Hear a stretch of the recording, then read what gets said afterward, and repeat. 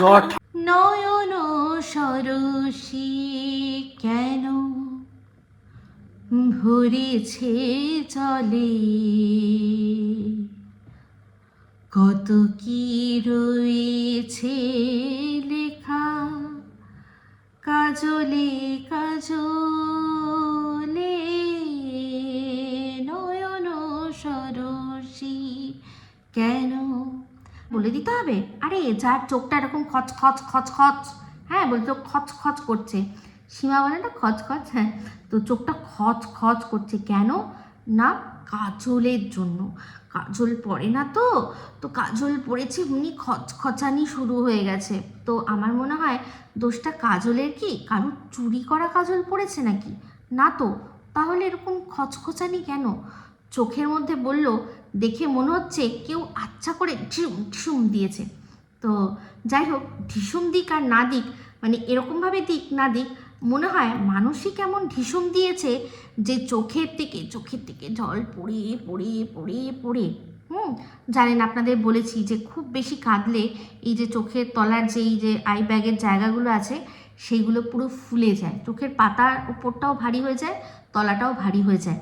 তো এইরকম কোনো মানসিক ঢিসুম ঢিসুম মনে হয় পেয়েছে। কার কাছ থেকে? অবশ্যই ফোকলা কাকার ছেলে মনে হয়। কারণ তার চ্যানেলে দুদিন আগে, মানে তার কাছ থেকে নেওয়া চ্যানেলে দুদিন বেশ দুটো দিয়ে ব্লগ দিয়ে, তারপর আর ব্লগের দেখা নাই রে, ব্লগের দেখা নাই। আর তারপর বলছিল যে একটা ও প্রমোশন ভিডিও করেছে, বলছিল ওর খুব মানে সন্দেহ ছিল যে সেটা আদৌ অ্যাপ্রুভ হবে কি না। তো আমার মনে হয় যে কিনা এই বরাতগুলো নেয়, প্রমোশনের যে বরাতগুলো নেয়, সে মনে হয় আচ্ছা করে দিয়েছে যে একটা কাজও ঠিক মতো করতে পারো না, একটা কাজ ঠিক করতে পারো না, আচ্ছা করে খেয়েছে, তাই জন্যই মনে হয় কেঁদে ভাসিয়েছে।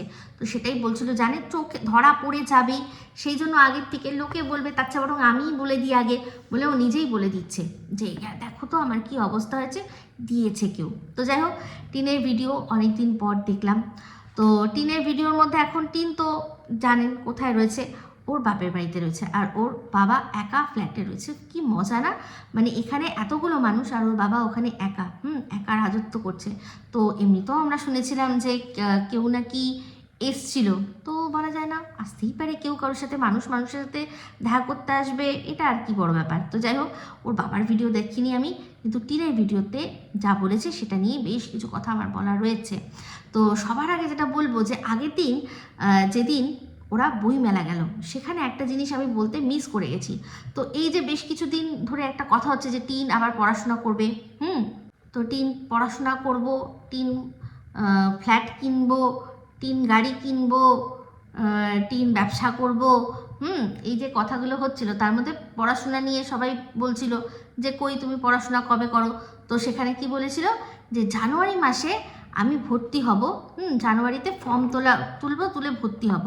তো আমার মনে হচ্ছে যে ওর সত্যি কথা বলতে প্রাথমিক শিক্ষাটুকুও হয়নি, কারণ যদি হতো তাহলে ও বুঝতো যে এই যে বইমেলা, যে বইমেলার যে গেটটা, সেই বইমেলার গেটটা কিন্তু অ্যাকচুয়ালি বাঁশের কেল্লার আদলে করা হয়েছে। আর সেখানে তিতুমিরের জীবনের যে ঘটনা, যেটা আর কি বাঁশের কেল্লা আমরা সবাই জানি পড়েছি, সেই যে একটা তীর ধনুক নিয়ে সব দেখবেন ওখানে দাঁড়িয়ে রয়েছে, ওই যে একটা যুদ্ধ, সেই বাঁশের কেল্লায় তীর ধনুক দিয়ে তারা যেভাবে আর কি লড়াই করেছিল, সেই দৃশ্য একটা তুলে ধরা হয়েছে। যে কিনা তিতুমিরের গল্প পড়েছে, যে কিনা বাঁশের গল্প পড়েছে, যেটা কিনা আমাদের পাঠ্য বইতে ছিল, সে ওই গেটটা দেখলেই চিনে নেবে যে আরে এটা তো পড়েছিলাম, আমাদের তো পাঠ্য বইতে ছিল এই বাঁশের কেল্লার গল্প। তো সেখানে আমার মন বলছে যে ওর প্রাথমিক শিক্ষাটাই হয়নি, ও এখন মনে হয় ক্লাস 5-6-এ গিয়ে ভর্তি হবে। সত্যি মনে হচ্ছে, কারণ মাধ্যমিকটাও মনে হয় দেবে, মাধ্যমিকটাও আবার দেবে, সেখানে ভর্তি হবে। তাই জন্যই বলছে যে আমি যাব গিয়ে জানুয়ারি মাসে ভর্তির জন্য চিন্তা করব। তো বুঝতে পেরেছেন যে শিক্ষার বহর ঠিক কতদূর। যদি আমি সেই ওই দিনকেই বলতাম, কিন্তু জাস্ট ভুলে গেছি, ওভারলুক করে গেছি। তো পরে আমি চিন্তা করে দেখলাম এই কথাটা তো অবশ্যই বলার দরকার, যে কিনা নিজেকে বলে যে আমি কলেজে পড়তাম, একদম কলেজের নাম ধরে বলে যে আমি এই কলেজে পড়তাম। সে এত একটা পপুলার গল্প, আমাদের পাঠ্য বইয়ের গল্প, সেই গল্পটা তার মাথায় নেই যেটা বাঁশের কেল্লার দৃশ্য দেখানো হচ্ছে। তো যাই হোক, চলে আসি আবার এখনকার নতুন ব্লগের মধ্যে। তো নতুন ব্লগের মধ্যে এখন আমরা কি দেখছি, ওর ওই মামার বাড়ির যে বৌদি, মানে ওর মামাতো দাদার বউ, সে এসছে ওদের বাড়িতে কিছুদিনের জন্য বেড়াতে। তো টিন ব্লগের শুরুতেই বললো যে এই যে আমি এখন হাত পা গুটিয়ে নিয়েছি, আমার এখন ছুটি, কারণ হচ্ছে গিয়ে বৌদি এসছে, আমার বৌদি আছে আর এই বৌদি আছে, এই দুই যেহেতু বৌদি রয়েছে, আমি ননদ, আমার এখন কোনো কাজ নেই। তাহলে চিন্তা করে দেখুন, কদিন আগে যখন বাপের বাড়ি, ও যখন মামার বাড়িতে গেল, তখন ও কি বলল যে আমি এখন বেড়াতে এসেছি, আমি তখন বেড়াতে এসেছি, বেড়াতে শুধু বেড়াবো, আমার তো কোনো কাজ বাজ নেই। এদিকে ওর বৌদি, যে মামাতো বৌদি, সে যখন একটা জায়গায় বেড়াতে এসছে, তখন তাকে কি করতে হবে না, গতর খাটিয়ে খেতে হবে। এই হচ্ছে এদের বন্ডিং, এই হচ্ছে এরা বাড়ির বউদেরকে কত সুন্দর সম্মান দিয়ে মেয়ের মতো করে রাখে। আজকে তো একদম আচ্ছা করে মানে ছাল ছাড়িয়ে বুঝিয়ে দেবো যে এরা কত মেয়েদেরকে বউ হিসাবে রাখে। তো যাই হোক, সেখানে টিন বলছে কি যে এখন দুই বৌদি খাটবে, আমি কোনো কাজ করব না। তো ও এমনিতেও করে না, অমনিতেও করবে না, তো শুধুমাত্র ডিক্লারেশন দিল। তো যাই হোক, দেখলাম যে রান্নাও করবে না, কাজ কোনো করবে না, কিন্তু খুদ ধরবে, ও কিন্তু খুদ ধরবে। তো সেক্ষেত্রে এই যে ওর বৌদি ওর মাকে জিজ্ঞাসা করছিল যে দেখো তো আর কটা আলু দেবো। তো সেখানে টিন বলছে জানে না কটা আলু দিতে হয়, জানে না। আমি শুধু ভাবছি কতটা নির্লজ্জ বেহায়া হলে মানুষ এরকমভাবে বলতে পারে, যে কিনা নিজে 5-5টা বছর সে সংসার করেছে, একটা বাচ্চা বিয়েছে, তারপরেও মাকে জিজ্ঞাসা করে কত চালে কত ভাত হয়, ভাতের মাপ জানে না, সে আলুর মাপের কথা জিজ্ঞাসা করছে, যে বৌদি কিনা ওর মানে অত বছরও বিয়ে হয়নি, আর এখনও বাচ্চা কাচ্চাও এই বৌদির হয়নি। একে নতুন বউ, মানে টিনের দাদার বউ যতটা নতুন, তার চেয়ে একটু কম নতুন বলা যায়, কারণ এর বিয়ের ব্লগ আমাদের সাথে কিন্তু শেয়ার করেছিল। তো সেই একটা মেয়ে, তার ওপর বয়সও টিনের থেকেও কম মনে হয়। তো সেই অল্প বয়সী একটা মেয়ে, তাকেও বলছে যে আলুর তুমি হিসাব জানো না, যে কিনা 5 বছর সংসার করে ভাতের হিসাব জানে না। ভাবতে পারছেন কতটা নির্লজ্জ বেহায়া। সেখানে পদে পদে ওদেরকে ইনসাল্ট করে বোঝাচ্ছে যে ওরা কোনোই কাজ জানে না, কোনো কাজ জানে না। তো বলল যে আলুর তরকারি হবে, সাদা আলুর তরকারি হবে আর রুটি হবে। তো সেখানে টিন দেখলাম যে সবার আগে ও খেতে বসে পড়েছে। কেন? কারণ ও একটা বিশেষ জায়গায় যাবে। তো বিশেষ জায়গায় যাবে। তো তার মধ্যেই একটা দৃশ্য দেখলাম, খুশির মতো শুকিয়ে জ্বর ঠান্ডা লেগে যাবার আমলি খাবে এখন না তো আমি দেখাচ্ছি কিন্তু ভিডিওতে, জ্বর ঠান্ডা আমি লেগে কিন্তু ভিডিওতে দেখাচ্ছি, তোমাদের ঠান্ডা লেগে তাও আমি দেখাচ্ছি কিন্তু।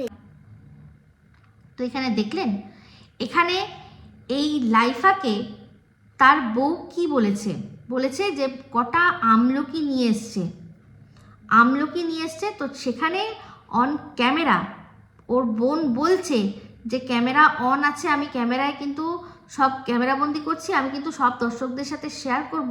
সেখানে ওর কোনো যায় আসে না, ও বউটার কান মুলে দিল, দিয়ে মারলো, দিয়ে বলল কি যে আমলকি খাবি, তোর না ঠান্ডা লেগেছে। মানে চিন্তা করে দেখুন, অন ক্যামেরা সবার সামনে আমলকি খাওয়া নিয়ে যে কিনা এরকমভাবে কান জোরে মুলেছে, কিন্তু কান মুলে মারতে পারে, সে পান থেকে চুন খুসলে ঘরের মধ্যে দরজা বন্ধ করে তার বউকে কীরম অত্যাচার করে। আমি তো লিখে দিচ্ছি যে এই মেয়েটি ম্যারাইটাল রেপ তারও শিকার হয় 100%। এটা আমার অনুমান যে 100% হয়। সেখানে যে টিন, যে কিনা নিজে 498 মামলা করেছে তার শ্বশুরবাড়ির বিরুদ্ধে, সে দাঁড়িয়ে দাঁড়িয়ে ক্যামেরা বন্দি করছে কি না, তার দাদা তার বৌদিকে মারছে, কান মুলে দিচ্ছে। তার মুখ থেকে এটা বেরোচ্ছে না যে দাদা ভাই তুই এটা কি করছিস, তোর বউয়ের গায়ে তুই হাত তুলছিস কোন সাহসে, সেটা বলতে পারছে না। তাহলে বুঝতে পারছেন যে ওর সাথে ঠিক কতটা ডোমেস্টিক ভায়োলেন্স হয়েছিল। তাহলে চিন্তা করে দেখুন আজকে এই জায়গায়, মানে চিন্তা করে দেখুন যে টিন হচ্ছে ওর বৌদি আর সন্দীপ হচ্ছে ওর দাদা। যদি এরকম হতো আর এরকম ফোকলার খবরটা সামনে আসতো, হাতে নাতে ধরতো, তাহলে চিন্তা করে দেখছেন, মানে আমার তো মনে হয় চালাকাঠটা ওই বাঁশ বাগান থেকে বাঁশ নিয়ে এসে ওকে দিয়ে দিত, একদম টাঙিয়ে দিত, হয়তো বাঁশের মধ্যে টাঙিয়ে দিত মেরে।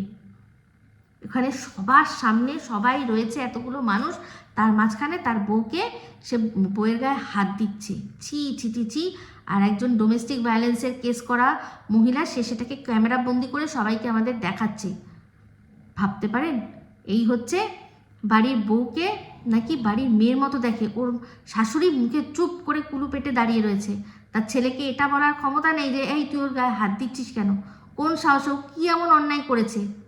ও আমলকি নিয়ে এসছে, আমলকিটা নিয়ে এসছে, বললো আমি নিয়ে এসছি, যদি ভালো লাগে আবারও পরে নিয়ে আসবো। সেখানেও কান ধরে ওকে ওরকমভাবে অসভ্যতামি করছে। সত্যি কথা বলতে মানে এত রাগ উঠছিল। আমি ভাবছি যে এই যে টিনের যারা দর্শক, যারা কিনা নারী শক্তিকে দিয়ে মানে নারী শক্তি সেই সব পুরুষ সে অত্যাচার করে, তারা কেউ কিছু বলছে না, তারা কেউ ওখানে একটাও প্রতিবাদ করেছে যে এটা কি করছে তোমার দাদা, এটা কি হচ্ছে, এই তোমাদের বন্ডিং, এই তোমরা বউকে এত ভালোবাসো, তোমার বৌমা মানে এই যে বৌমা এত ভালো, বৌমার সাথে এত ভালো বন্ডিং সবাই লেখে টিনের ব্লগে, সেখানে তার বৌমাকে মারা হচ্ছে, শাশুড়ি কোনো রকম কোনো প্রতিবাদ করছে না। সেই সময় কোনো মানে একটা মানুষও সেটা লেখার ক্ষমতা নেই, একটা মানুষও প্রতিবাদ করার ক্ষমতা নেই। অসভ্য কোথাকার, অসভ্য। এই ছেলে, একে আমি বলেছি না, বলে সব আস্তে আস্তে দেখুন সামনে চলে আসছে। এই ছেলে ওকে কীরকমভাবে ধমকে ধামকে মেরে ধরে রাখে। মা আর বোন দুজনে মেয়েটার খাওয়ারের দিকে, সব কিছুতে দিকে সমস্তভাবে মেয়েটাকে মানে অপমান করার একটা জায়গা ছাড়ে না।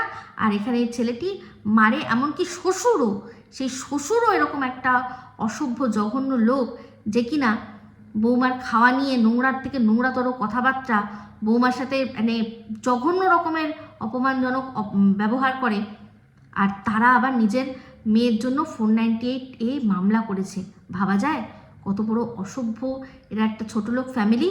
তো যাই হোক, দেখলাম যে ওই আলুর তরকারি আর রুটি ঠুসলো, ঠুসে বললো যে দাদাভাই আর আমি যাব কোথায় না, যাবে একটা জায়গায়, ওর তো মিটাতে যায় সব কিছু।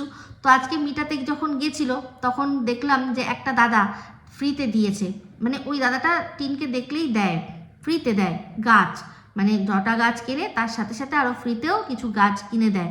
তো গাছগুলো খুব ভালো ছিল, গাছ নিয়ে কোনো বাজে কথা বলার কোনো অবকাশ নেই। তো সেক্ষেত্রে বলার কিছু জায়গা রয়েছে, সেটা হচ্ছে যখন গাছগুলো কেনা হয়েছে, বাড়ি ফিরে মানে জাস্ট নিজে টোটো করে হোলডুকডুক মেরে এসে বৌদিকে বলছে যে কি হলো, এখনও রান্না হয়নি, ডাল হচ্ছে সবে, মাছ হয়নি। নিজে টোটোর মধ্যে করে ঘুরে ঘাড়ে এসে বৌদিকে বলছে এখনও রান্না হয়নি। ভাবতে পারেন, সেখানে ও একা হাতে সব কাজ করছে, কোনো হেল্পের কোনো বিষয় নয়, ও শুধুমাত্র ওখানে টিস করতে এসছে যে এতক্ষণ হয়ে গেল আমি মানে বাইরের থেকে মিটিয়ে চলে আসলাম আর তোমার এখনও রান্না হলো না। মানে এমনভাবে কথাটা বলছে যেন ওর বৌদি ওর বাপের চাকর, ঠিক এরকমভাবেই এই টোনেই কথাটা বলছে। আমরা যেরকম মানে ঝি চাকরের সাথেও এরকমভাবে কথা বলি না যে কেন এরকমভাবে হয়নি, তো ও সেরকম লেভেলে নেমে বৌদির সাথে বলছে যে এখনও রান্না হলো না। ভাবতে পারেন এই বন্ডিং আর এই ভালোবাসা, শুধুমাত্র একটা গরিব ঘরের মেয়ে, ওরা আর কিছু করার নেই, সেই জন্য তাকে সবাই মিলে এরকমভাবে নোংরা থেকে নোংরাতরভাবে অপমান করছে, প্রত্যেকটা জায়গায়, একটা জায়গা ছাড়ছে না। তো যাই হোক, একটা কথা জানি যে কেউ দেখুক না দেখুক, ওপরে একজন আছে, সে ঠিক দেখছে, কড়ায় গন্ডায় এদের প্রত্যেকের শাস্তি একদম সময় মতো দিয়ে দেবে। তো দেখলাম যে টিন যে গাছগুলো নিয়ে এসছে, সেই গাছগুলো লাগানোর জন্য এবার কি লাগবে, বালি লাগবে, মাটি লাগবে। তো একটা ইঞ্জিন ভ্যান যাচ্ছিল, যেভাবে তার দিকে তাকালো, এমনভাবে লুকটা দিল, সে গাড়ি দাঁড় করাতে বাধ্য হয়েছে। আর তারপর সেখান থেকে কি না, এক চাই মাটি চোখের ইশারায় দিয়ে, শুধু একটু ইশারায় দিয়ে এরকম করে এক চাই মাটি আদায় করে নিয়েছে। তারপরে গেল কোথায়, একটা তো ইশারায় দিয়ে হয়ে গেল, চোখ দিয়ে একটু মুচকি হেসে একদলা মাটি পেয়ে গেল। এবার কি করতে হবে, বালি লাগবে, তার জন্য কি এবার চুরিবিদ্যা, সেটাকে অ্যাপ্লাই করতে হবে। তো নিজেই বলল যে চুরির বালিতে না খুব ভালো গাছ হয়। অবশ্যই চুরির অনেক কিছুতেই অনেক কিছু ভালো হয়, চুরির বালিতে সুন্দর গাছ হয়, চুরির সোনায় অনেক মানুষের বিন্দাস লাইফ হয়। কত মানুষ এরকম চুরি ছিনতাই করে সোনা ছিনতাই করে সেগুলো বিক্রি করে করে বেশ ভালো দারুণ লাইফ কাটাচ্ছে, আবার সেই সোনা গলিয়ে আবার নতুন করে করে নিচ্ছে, এরকম কত আমরা দেখেছি না। তো টিনের কথার সাথে আমি সহমত যে একদম চুরির জিনিসে কিন্তু মানুষের হেব্বি ভালো লাইফ হয়, যেমন বাড়িতে গাছ হয় তেমনি মানুষের লাইফ হয়। তো যাই হোক, টিন তারপর বললো যে রান্নাবান্না প্রায় হয়ে এসছে কিন্তু স্নান করতে হবে। তো বললো কে এখন প্রথম কে যাবে, তারপর কে যাবে, এরকম করে গোনালো, গুনিয়ে বলল যে আমরা তো বাড়িতে 5 জন লোক, 5 জন লোক। তো যাই হোক চলো আমি মেনে নিচ্ছি 5 জনই লোক। তো বললো 5 জন 1 বাই 1 করে আমরা যাব। তো ওরা ওখানে বাড়িতে 5 জন লোক আর বাথরুম একটা, আর ওখানে টিনের বাপি একটা মানুষ, বাথরুম দুটো। বহুত নাইনসাফি হ্যায়, বহুত নাইনসাফি হ্যায়। আর নাইনসাফি কিন্তু হয়েই চলেছে। যেমন কি না, কি দুশ্মন ভাবুন, যখন খাবে তখনই কারেন্টটা চলে গেল। ওখানে ফ্ল্যাটে কিন্তু সারাক্ষণ, যেহেতু ওটা মেন রোডের কাছে, তো বাড়িটা একদম শুনেছি যে মেন রোডের কাছে, তো সেক্ষেত্রে কিন্তু মেন রোডের কাছে কিন্তু কারেন্ট অফ খুব একটা হয় না, যা হয় সেটা ফল্ট হয় সঙ্গে সঙ্গে আবার ঠিক করে দিয়ে যায় ইলেকট্রিক সাপ্লাই থেকে। তো সেখানে চিন্তা করুন যে 24 ঘন্টা কারেন্টের সাপ্লাই রয়েছে, সেখানে মানুষ থাকার মানে মানুষ নেই, যেখানে কারেন্ট আছে সেখানে মানুষ নেই, মাত্র একটা মানুষ। আর যেখানে এতগুলো মানুষ সেখানে কারেন্ট নেই, বহুত নাইনসাফি। হ্যাঁ, তো এরকম নাইনসাফি হতেই থাকবে। তো যাই হোক, তারপর দেখলাম খাওয়া দাওয়ার পর ওরা যেরকম রেস্ট নেয় বললো, রেস্ট নিয়ে তারপর বেরিয়েছে কোথায় না মাঠে। তো সেই মাঠে গিয়েও আবার সেই দেখছি যাচ্ছে যে রাস্তা দিয়ে যাচ্ছে, সেখানে টিন আবার একটু নিজের আত্মসমালোচনা করলো। প্রথমে বলল যে এই যেখান দিয়ে যাচ্ছি না মনে হচ্ছে এটা বাগান। তারপরেই বলছে মনে হচ্ছে মানে বাগানই তো। কি মেয়ে বলো, সত্যি এরকম আত্মসমালোচনা যদি প্রথম থেকে করতো তাহলে আজকে আর লোকের সমালোচনা এতটাও নিতে হতো না। নিজেই নিজের আত্মসমালোচনা করে সে কিন্তু নিজের লাইফটাকে সঠিকভাবে একটা রাস্তায় নিয়ে আসতে পারতো, তো সেটা কোনোদিনও করেনি। ও উল্টে অন্যের সমালোচনা করেছে। তো যাই হোক, যা করে মানুষ তার দ্বিগুণ ফিরে আসে, আমরা জানি। তো সেক্ষেত্রে ও কিন্তু কোনো কন্ট্রোভার্সি ক্রিয়েটার নয়। আমরা এই যে যেখানে যেটা করছি এটা কিন্তু কাজ হিসাবে করছি, কাজের মতো করে করছি, কিন্তু ও মানে নিজের লাইফে যেখানে দরকার নেই সেখানেও অন্যের জীবন নিয়ে আলোচনা করেছে, তার প্রমাণ আমি আপনাদের সাথে শেয়ার করেছি। তো যাই হোক, যেটা বলছিলাম, দেখলাম যে খেতে যাচ্ছে। তো এখন এই যে সর্ষের শাক হয়েছে, সর্ষের ফুল রয়েছে, এত সুন্দর ছবি তোলার জায়গা, রিলস করার জায়গা, সন্দীপের চ্যানেলে দেখেছে, ও কি না গেলে পারে, গেছে সেই জন্য। তো সেখানেও দেখলাম বলছিল যে বেথো শাক খুঁজছে। তো যেই বেথো শাক কিনা বললো আগে, মানে ও বললো যে জানো মা কিনতে পাওয়া যাচ্ছিল, তো কিনে খেয়ে কি মজা আছে নাকি, যে মজাটা লোকে ক্ষেত থেকে চুরি করে তুলে নিয়ে মজা আছে, সেটা কি কিনে খেয়ে মজা আছে নাকি? তাই সেই জন্য টিন কেনেনি। তো ওখানেও খুঁজছিল, তো পাইনি, কারণ যেহেতু দেখলাম শাকগুলো অনেক বড় হয়ে গেছে, মানে সর্ষে শাকগুলো অনেক বড় হয়ে গেছে, তাই জন্য হয়তো তলার দিকে কোথায় বেতো শাক রয়েছে সেটা তখন আর খুঁজে পাওয়া সম্ভব ছিল না। তো ওরা হয়তো ছবি টবি বেশ কিছু তুলে রিলস করে সেখান থেকে চলে এসছে। তো সেখান থেকে চলে এসে তারপর ওই চা খাওয়া, যেটা ওদের থাকে, চাটা খাওয়া, গল্প করা, আর অবশ্যই তার সাথে সাথে এই পান্ডে আর তার মাকে বেচে খাওয়া, সেটাও হয়েছে। তো তারপর টিন আসলো, দিয়ে খুব ইম্পর্টেন্ট কথা মন কি বাত, যেটা কিনা ও শুরু করেছে, ও এখন মন কি বাত কিছুটা বলে একদম শেষে। তো সেক্ষেত্রে বললো কিছু কথা তোমাদের সাথে শেয়ার করতে চাই। আমি হাত দেখাতে গেছিলাম, তো এই যে নতুন ব্যবসাটা শুরু করছি তার আগে তোমরা সবাই বলেছিলে যে একটু হাত দেখিয়ে নাও, তো আমি একটু হাত দেখিয়ে নিলাম যে এখন আমি যদি শুরু করি ব্যবসা তাহলে কেমন হবে। তো সেক্ষেত্রে সে বলেছে, যিনি আর যার কাছে গেছিলো, যে জ্যোতিষ জেঠু, সেই জেঠু বলেছে হ্যাঁ অতি উত্তম, এই সময় শুরু করা যায়, তুমি যদি কোনো ব্যবসা করো তাহলে কিন্তু সেই ব্যবসা তোমার এখন ভালোই যাবে, মানে লাভ হবে। তো যাই হোক, সেক্ষেত্রে ও বললো যে আমি এই কথাটা তো তোমাদেরকে ভালো করে শেয়ার করতে পারছি না, কোথায় গেছি, কোনখানে কাকে দেখেছি, আমি এগুলো শেয়ার করতে পারছি না, কারণ হচ্ছে গিয়ে অনেকেই আছে এই বিষয়টা তারা মানে না, তারা এটাকে বিশ্বাস করে না, তারা আবার সেটা নিয়ে খিল্লি করবে, দরকার নেই, তাই জন্য আমি কিছু বললাম না। তাহলে দেখুন টিন কত বড় দোগলা, যে কিনা নিজে সেই জ্যোতিষ টক অ্যাপটা মনে আছে, সেই অ্যাপটার প্রমোশন যখন করেছিল তখন কি চিন্তা করেছিল কিছু মানুষ বিশ্বাস করবে, কিছু মানুষ বিশ্বাস করবে না, তখন ও ও যেহেতু পয়সা পেয়েছিল সেই জন্য সেটাকে জোর দিয়ে যে তোমরা তো জানোই আমার জীবনে এখন কি চলছে, আমি সেখান থেকে হাত দেখালাম, এই অ্যাপটার মাধ্যমে হাত দেখাইনি, আমি শুধু ডেট অফ বার্থ বললাম, ব্যাস সে গড়গড় করে আমার সম্পর্কে সমস্ত কিছু বলে দিল, আমার ফিউচার সম্পর্কে বলে দিল। কিন্তু ফোকলার সম্পর্কে কি সব কিছু বলতে পেরেছিল? যার হাতটা ধরেছিল তার হাতটা অ্যাকচুয়ালি কীরকম সেটা কি বলতে পেরেছিল? পারেনি। সেই কাজটা তো কে করেছে? আমাদের ছোট্ট ভাই আরস, তাই না? তো সেক্ষেত্রে যখন অন্যকে কোনো জিনিস বেচার হয় তখন কিন্তু ও চিন্তা করে না কোনো কথা, যে সেটাকে লোকে কোনভাবে নেবে। যেখানে কিনা এই অ্যাপের মাধ্যমে মানুষের কিন্তু টাকা পয়সারও ব্যাপার ছিল ওখানে, কারণ সেই অ্যাপটা তো আপনি ডাউনলোড করলে সেই অ্যাপটা প্রথম আপনি যে সেশনটা নেবেন সেটা ফ্রি থাকবে, তারপর থেকে কিন্তু যতবারই আপনি নেবেন ততবার আপনাকে টাকা দিতে হবে। আর জানেন এটাও কিন্তু এই যে ভাগ্যে কী আছে, ভাগ্যে কী হতে পারে, এটাও জানা একটা মানুষের কাছে কিন্তু কিছু মানুষের কাছে নেশার মতো, যে দেখি কি হবে, যাই দেখি তো কি বলে, এরকমভাবে। তাহলে তারা কিন্তু তাদের আর্থিক ক্ষতিরও সম্ভাবনা। তো দেখেছিলেন আমি কিন্তু সে সময়ই বলেছিলাম যে এই জ্যোতিষটক তোমাকে দিয়ে করাচ্ছে তাদের অ্যাপের প্রমোশন, তো তোমার ফিউচার কি হবে জানি না, কিন্তু এই অ্যাপটার যে কোনো ফিউচার নেই সেটা কিন্তু আমি তখনই বলেছিলাম। আর তারপরেই দেখবেন যে এক্সপোজ হয়ে গেছিল, কারণ পরিষ্কার বোঝা যাচ্ছে যে ঘাপলা তো কিছু রয়েছে। কারণ যদি সত্যিই ভালো হয় তাহলে এর মতো কাউকে দিয়ে ওর প্রচার করতে লাগতো না। তো যাই হোক, যখন নিজের ক্ষেত্রে হয় তখন না আমি বলবো না, তোমরা বিশ্বাস করবে কি করবে না, কিন্তু যখন পয়সা দিয়ে প্রমোশন করে তখন কিন্তু বিশ্বাস ভরে, হ্যাঁ তোমরাও ডাউনলোড করো, তোমরাও তোমাদের ভবিষ্যৎ জানো। তো টিন হচ্ছে এইরকমই একজন দোগলা।